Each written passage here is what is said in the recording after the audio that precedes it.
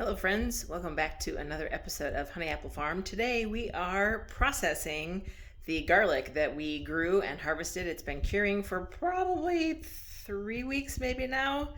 A little bit longer than it needs to have been curing, but I haven't had time to work on it now. As a refresher, this is what we have. We had 45 heads and I gave it 10 heads to Zach, our next door neighbor. So we're down to 35 heads. I do need to pull out several of these for planting again this year, and then the rest I'm going to peel and preserve. So let me show you, I was getting all complicated. I wanted to do a lot of things. You see all my notes here. We use garlic and pesto, and I wanted to have some cooking and some dehydrated and some frozen, and I just thought, you know what, this is too complicated. I was looking at recipes in this book, I was looking at preservations here, I was looking for preservation methods online. So it turns out that you can use frozen garlic just like you would regular garlic. It does not freeze through in a solid clump, and the texture is a little bit different, but if the texture of garlic is not your primary requirement for it, if it's the taste is just fine. So for everything that we want to do except powdered garlic, I think freezing is going to be the way to go. And then I do want to try dehydrating some. So I like the dehydrated ones because I like garlic powder when I make tuna salad. I like to put garlic powder in there. Peter says he doesn't use it, so that's the plan.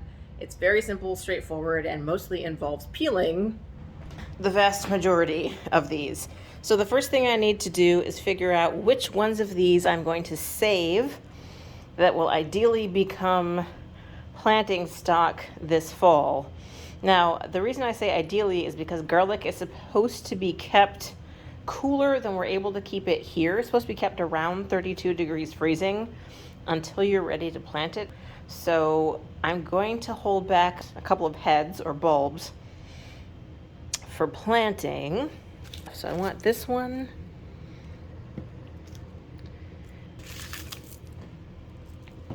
Trying not to pick just the biggest ones, and that one. And we'll probably have to buy more garlic, but I want to know if these can be preserved. Okay, so these are my stock. Okay, if you need me, I will be peeling some garlic. Good thing I have a lot of Netflix to catch up on.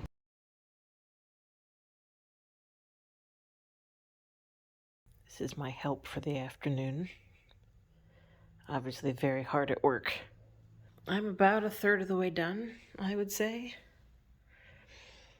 This reminds me, before I met Peter, I would make the same meal for dinner every night, and I would sit down once a week and prep all the veg, including garlic, which is how I found out that if you actually touch enough garlic juice, you can burn your hands, chemically burn your hands.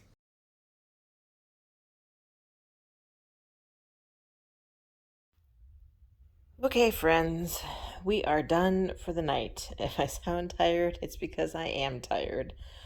Foolishly, I thought that this would take a couple of hours, and I have been here for 6 hours. I have peeled, 27 and a few bits, so 26 and most of a 27th. And I've got a pretty good bowl here.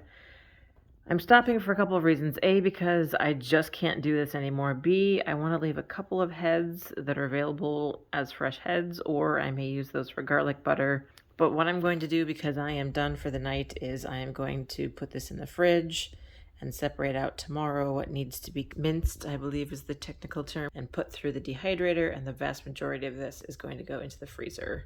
I did want to show you, though, this is absolutely enormous. For size, that is my finger. So I've had some very, very small ones in here, but this one is easily 3 of them. And then the only one that had a little bit of stuff on it that needs to be cut out is this one. Everything else was fine. Some of the insides of the bigger cloves the skins were very, very wet. So I don't know that they had cured 100% all the way through, but the garlic underneath felt fine and tasted fine. So those were actually the easiest to peel because they just slipped off the clove. So good night for now, and I will catch you up tomorrow.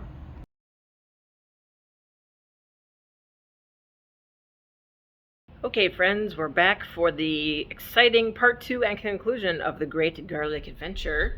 This is the setup this morning. I am going to put the vast majority of these in a Ziploc bag and put them in the freezer just as is. The internet said that this is good for up to 6 months, but it's best to be used within 3. So I've put the use by 3-month date here and then the absolute use by of 6 months. So the key to this is being as airtight as possible, which is why I got these zippers. I like them more than the single ones. So we'll pop this in the freezer and we have just under 2 pounds of garlic to go through somehow in the next 3 months. So the first attempt will be garlic butter, I hope, from the remaining unpeeled bulbs. But I am going to mince some for dehydrating. So we have the dehydrator tray out here. So I'm just gonna mince this up and lay it out on the tray and check in with you guys when I'm done, because I really don't think you want to watch me mince garlic.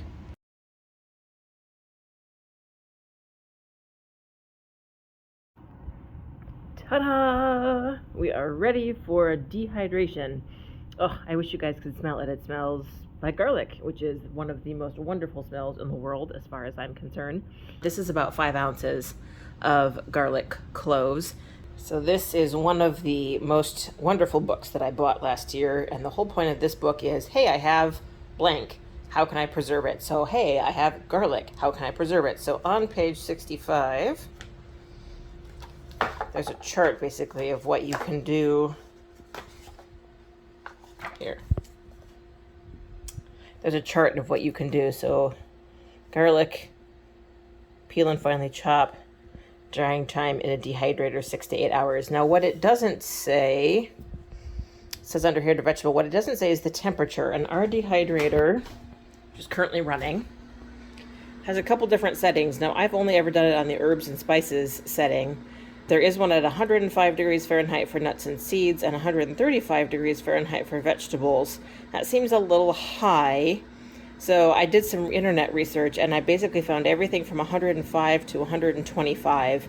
And of course, the lower the heat, the longer it takes, which is fine. I don't mind doing a slow and steady. So I think I'm gonna put it on the fruits and vegetables and see what happens with that one.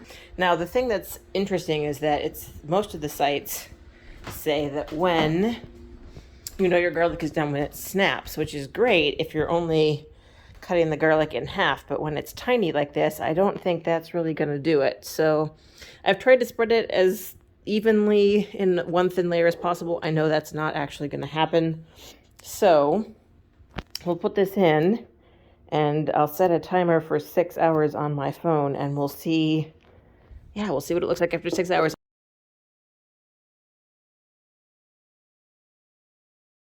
Okay, friends, this is what it looks like after 6 hours. It was all crusty, so I took a butter knife and went through it open. It's weird. It's very sharp and pointy and crumbly, but I think I'm going to leave it in for another couple hours because some of these are a little,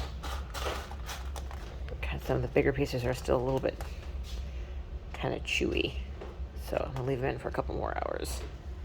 But we're close.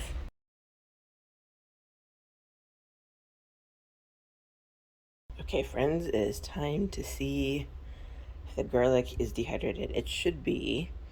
I checked it, as you guys saw, and then I ran out of time last night to process it, so I put it down on the lowest setting and let it run overnight. So it's been in, let me think, since about 1 o'clock yesterday, and it's now just before 8, so it's been in quite a long time.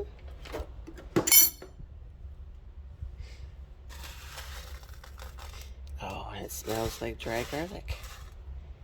Look at that. It feels really weird. It feels like dried. It feels really weird because my fingers remember what it felt like wet and sticky when I was chopping it yesterday, but I believe, so let's check.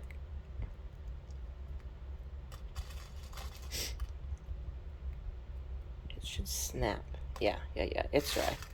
Okay, good.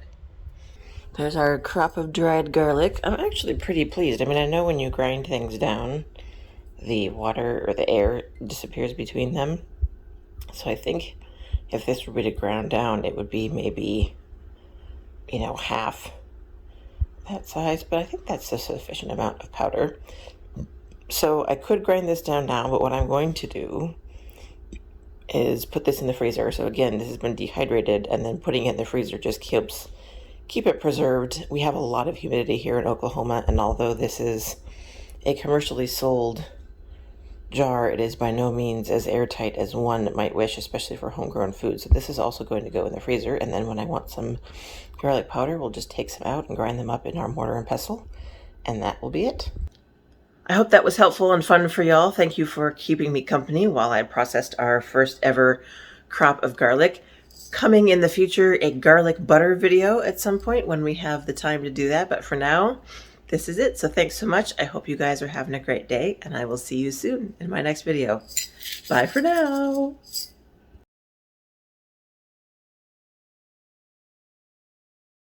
Oh my gosh, you guys, how funny is this? Darcy has just woken up from his nap. There are still 3 garlic cloves in that box, and he has decided that's where he wants to pull out. Which is fine in the sense that I'm going to leave those garlic cloves unpeeled, but wow. Wow, Darce. If I fits, I sits.